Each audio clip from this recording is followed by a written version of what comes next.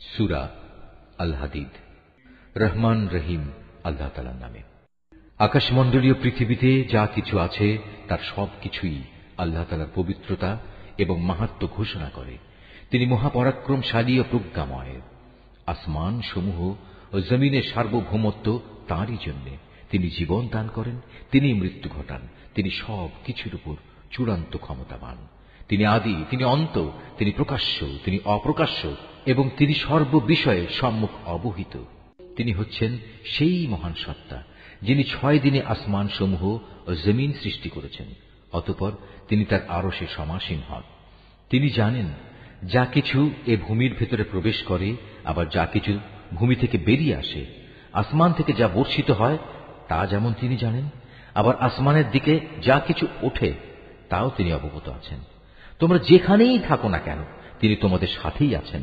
তোমরা যা কিছু করছো আল্লাহ তাআলা তার সব কিছুই দেখছেন। আসমান সমূহ ও জমিনের সার্বভৌমত্ব তাঁর জন্য, কারণ প্রতিটি বিষয় তাঁর দিকেই ফিরিয়ে নেওয়া হবে। তিনি রাতকে মিশিয়ে দেন দিনের সাথে, আবার দিনকে মিশিয়ে দেন রাতের সাথে। তিনি মনের কোণে লুকিয়ে থাকা বিষয় সম্পর্কেও সম্যক অবগত রয়েছেন। হে মানুষ, তোমরা ঈমান আনো আল্লাহ তাআলা ও তার রাসূলের উপর। আল্লাহ তাআলা তোমাদের যে সম্পদের অধিকারী বানিয়েছেন তা থেকে তাঁরই পথে তোমরা ব্যয় করো। অতঃপর তোমাদের মধ্যে যারা ঈমান আনবে এবং আল্লাহর নির্ধারিত পথে অর্থ ব্যয় করবে, জেনে রেখো তাদের জন্য রয়েছে এক মহা পুরস্কার। তোমাদের একই হল, তোমরা কেন আল্লাহর উপর ঈমান আনছো না?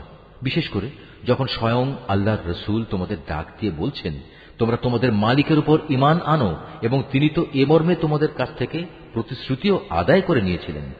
যদি তোমরা সত্যি ঈমানদার হও তাহলে সেই প্রতিশ্রুতি স্মরণ করো। তিনি সে মহান সত্তা যিনি তার বান্দার উপর সুস্পষ্ট আয়াত নাজিল করেছেন, যেন তিনি তোমাদের জাহেলিয়াতের অন্ধকার থেকে ঈমানের আলোর দিকে বের করে নিতে পারেন। আল্লাহ তাআলা সত্যি তোমাদের প্রতি পরম দয়ালু ও একান্ত করুণাময়। তোমাদের একই হল, তোমরা কেন আল্লাহর পথে অর্থ ব্যয় করতে চাও না? অথচ আসমান সমূহ ও জমিনের সব কিছুর মালিকানা এক আল্লাহ তাআলার জন্যই। তোমাদের মধ্যে তারা কখনো একই রকম মর্যাদার অধিকারী হবে না যারা বিজয় সাধিত হওয়ার আগে আল্লাহর পথে ব্যয় করেছে এবং ময়দানে সংগ্রাম করেছে। তাদের মর্যাদা ওদের তুলনায় অনেক বেশি যারা বিজয় সাধিত হবার পর আল্লাহর পথে অর্থ ব্যয় করেছে এবং জিহাদে অংশগ্রহণ করেছে।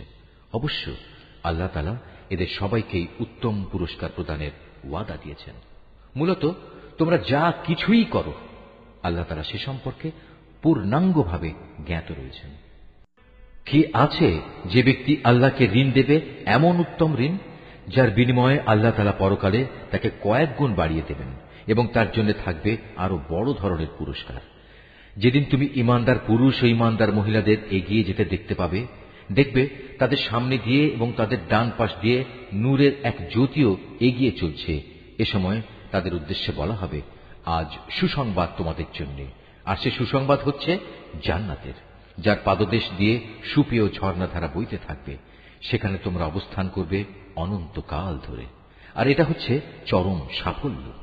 সেদিন মুনাফিক পুরুষ ও মুনাফিক নারীরা ঈমানদারদের বলবে, তোমরা আমাদের দিকে একটু তাকাও, যাতে করে আমরাও তোমাদের নূর থেকে কিছুটা হলেও আলো গ্রহণ করতে পারি।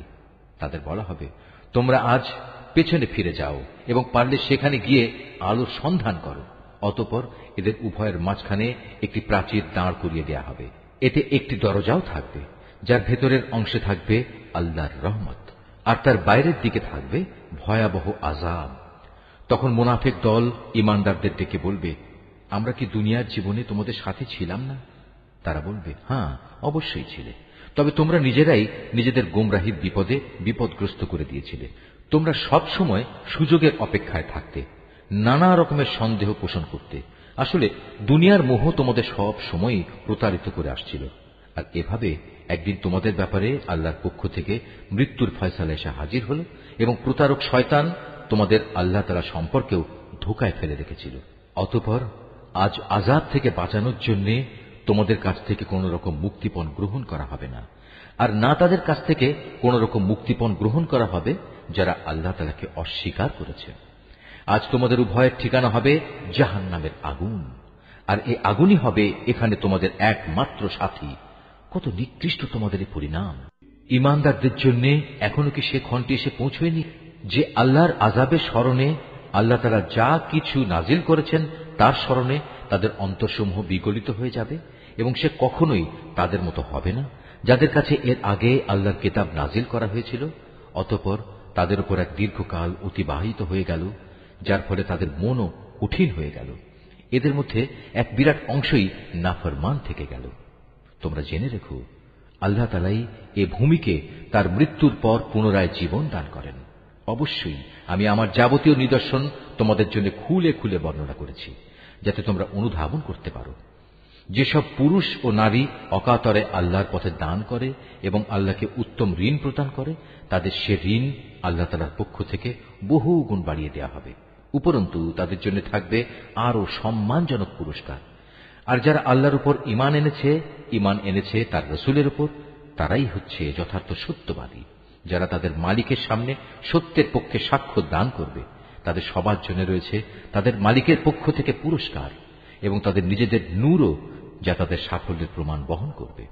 অপরদিকে যারা আমাকে অস্বীকার করেছে এবং আমার নিদর্শন সমূহকে মিথ্যা সাব্যস্ত করেছে, তারা হবে জাহান্নামের বাসিন্দা। তোমরা জেনে রাখো, এ পার্থিব জীবন খেলাধুলা, জাঁকজমক প্রদর্শনী, পরস্পর অহংকার প্রদর্শনের প্রতিযোগিতা, ধন সম্পদ ও সন্তান সন্ততি বাড়ানোর চেষ্টা সাধনা ছাড়া আর কিছুই নয়। এ যেন আকাশ থেকে বর্ষিত এক পশলা বৃষ্টি, যার উৎপাদিত ফসলের সমাহার কৃষকের মনকে খুশিতে ভরে দেয়।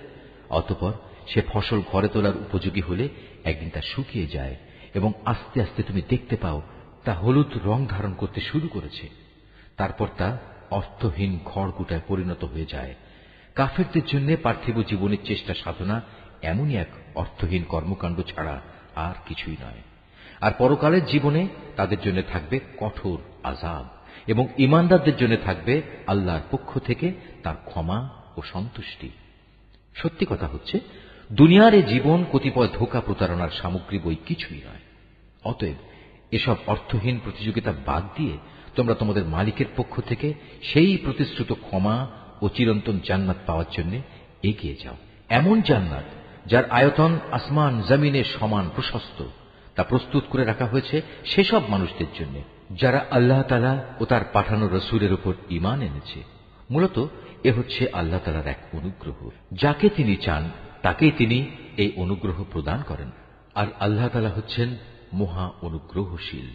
সামগ্রিকভাবে গোটা দুনিয়ার উপর কিংবা ব্যক্তিগতভাবে তোমাদের উপর যখনই কোনো বিপর্যয় আসে, তা সংঘটিত হওয়ার বহু আগেই তার বিবরণ একটি গ্রন্থে লিখে রাখা হয়েছে। আর আল্লাহ তাআলার জন্য এ কাজ অত্যন্ত সহজ। এজন্যে যাতে করে তোমাদের কাছ থেকে যা কিছু সুযোগ সুবিধা হারিয়ে গেছে তার জন্য তোমরা আফসোস না করো, এবং আল্লাহ তাআলা তোমাদের যা কিছু দিয়েছেন তাতেও যেন তোমরা বেশি হর্ষোৎফুল্ল না হও। আল্লাহ তাআলা এমন সব লোকদের ভালোবাসেন না যারা ঔদ্ধত্য ও অহংকার প্রদর্শন করে। আল্লাহ তাআলা তাদেরও ভালোবাসেন না যারা নিজেরা কার্পণ্য করে আবার অন্যদেরও কার্পণ্য করার আদেশ দেয়। যে ব্যক্তি জেনে বুঝে আল্লাহর হুকুম থেকে মুখ ফিরিয়ে নেয় তার জানা উচিত আল্লাহ তাআলা কারোই মুখাপেক্ষী নন এবং তিনি মহান প্রশংসায় প্রশংসিত। আমি অবশ্যই আমার রাসূলদের কতিপয় সুস্পষ্ট নিদর্শন সহ মানুষদের কাছে পাঠিয়েছি এবং আমি তাদের সাথে কিতাব পাঠিয়েছি। আরো পাঠিয়েছি আমার পক্ষ থেকে এক ন্যায়দণ্ড, যাতে করে মানুষ এর মাধ্যমে ইনসাফের উপর কায়েম থাকতে পারে। তাদের জন্য আমি লোহা নাজিল করেছি, যার মাধ্যমে একদিকে যেমন রয়েছে বিপুল শক্তি, অন্যদিকে রয়েছে মানুষের বহুবিধ উপকার। এ সব কিছুর উদ্দেশ্য হচ্ছে এর মাধ্যমে আল্লাহ তাআলা জেনে নিতে চান কে আল্লাহ তাআলা ও তার রাসূলকে না দেখেও সাহায্য করতে এগিয়ে আসে। বস্তুত আল্লাহ তাআলা প্রচন্ড শক্তিমান ও মহাপরাক্রমশালী। আমি নূহ ও ইব্রাহিমকে আমার রাসূল হিসেবে প্রেরণ করেছি এবং তাদের উভয়ের বংশধরদের মাঝে আমি নবুয়ত ও কিতাব প্রেরণের ব্যবস্থা করে রেখেছি। অতঃপর তাদের মাঝে কিছু কিছু লোক সঠিক পথ অবলম্বন করেছে। অবশ্য তাদের অধিকাংশ লোকই ছিল নাফরমান। তারপর তাদের বংশে একের পর এক আমি অনেক রাসূলই প্রেরণ করেছি। তাদের পরে এক পর্যায়ে আমি মরিয়ম পুত্র ঈসাকে রাসূল বানিয়ে পাঠিয়েছি এবং তাকে আমি হিদায়াতের গ্রন্থ ইনজিল দান করেছি। এর প্রতিষ্ঠায় যারা তার আনুগত্য করেছে তাদের মনে তার প্রতি দয়া ও করুণা দান করেছি। তার অনুসারীদের অনুসৃত সন্ন্যাসবাদ আসলে তারা নিজেরাই এর উদ্ভব ঘটিয়েছে। আমি কখনো এটা তাদের জন্য নির্ধারণ করিনি। আমি তাদের শুধু বলেছিলাম আল্লাহর সন্তুষ্টি অর্জন করতে। অতঃপর তারা এর যথাযথ হক আদায় করেনি। তারপর তাদের মধ্যে যারা ঈমান এনেছে তাদের আমি যথার্থ পুরস্কারই দিয়েছি, কিন্তু তাদের অধিকাংশ লোকই ছিল নাফরমান। হে ঈমানদার বান্দারা, তোমরা আল্লাহ তাআলাকে ভয় করো এবং তার প্রেরিত রসুলের উপর ঈমান আনো। এর ফলে আল্লাহ তাআলা তোমাদের দ্বিগুণ অনুগ্রহে ভূষিত করবেন। তিনি তোমাদের জন্য স্থাপন করবেন সেই আলো যার সাহায্যে তোমরা পথ চলতে সক্ষম হবে। উপরন্তু তিনি তোমাদের যাবতীয় গুনাহ খাতা মাফ করে দেবেন। আল্লাহ তাআলা ক্ষমাশীল ও পরম দয়ালু। আহলে কিতাবরা যেন এই কথাটা ভালো করে জেনে নিতে পারে, আল্লাহ তাআলা সামান্যতম অনুগ্রহের ওপরও তাদের কোনো অধিকার নেই। যাবতীয় অনুগ্রহ সে তো সম্পূর্ণ আল্লাহ তাআলারই হাতে। তিনি যাকে ইচ্ছা তাকেই এই অনুগ্রহ দান করেন। মূলত আল্লাহ তাআলা সুমহান অনুগ্রহশীল।